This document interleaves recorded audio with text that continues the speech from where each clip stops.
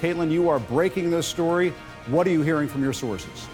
Well, Jim, we're hearing a little bit more as these ethics scandals are continuing to pile up against the EPA Secretary Scott Pruitt about why it was that President Trump floated the idea of replacing Jeff Sessions with him and letting him lead the Justice Department. That's because Scott Pruitt directly proposed that idea to President Trump during an Oval Office meeting earlier this spring. In everything you do, Mr. President. Embattled EPA Secretary Scott Pruitt, who is currently facing 14 federal investigations, directly appealed to President Trump this spring to fire Attorney General Jeff Sessions and let him lead the Department of Justice instead. The proposal coming at a time when the president's frustration with Sessions over his recusal from the Russia investigation was at an all-time high.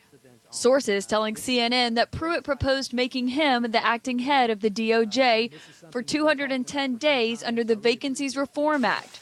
His plan after that, return to Oklahoma and run for office. The president's aides quickly shooting down the idea as his ethics scandals were piling up. Trump standing by Pruitt just last month. I'm not happy about certain things, but he's done a fantastic job running the EPA, which is very overriding, but I am not happy about it. This amid new allegations about Pruitt's behavior. A CNN report revealing Pruitt and his aides kept secret calendars and schedules to hide contentious meetings. An aide testifying before the House Oversight Committee that Pruitt asked her to find his wife a job with a salary paying over $200,000 at the Republican Governors Association. And a Washington Post report that Pruitt asked assistants to put his hotel reservations on personal credit cards. All this as the president is leading the search to replace Justice Anthony Kennedy on the Supreme Court. The White House keeping the nation in suspense while teasing a primetime announcement. The president said yesterday he's got 2 or 3 more that he'll interview this week and then make a decision. Once again, we're not going to comment on the names.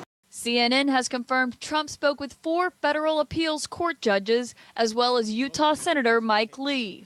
As the search for a justice continues, the president on a tweet storm Tuesday, hitting Harley-Davidson, claiming the company's 2018 decision to move some production overseas hurt its sales in 2017, but failing to note it's a decision the company made to avoid tariffs imposed by the European Union in response to tariffs imposed by the president on steel and aluminum.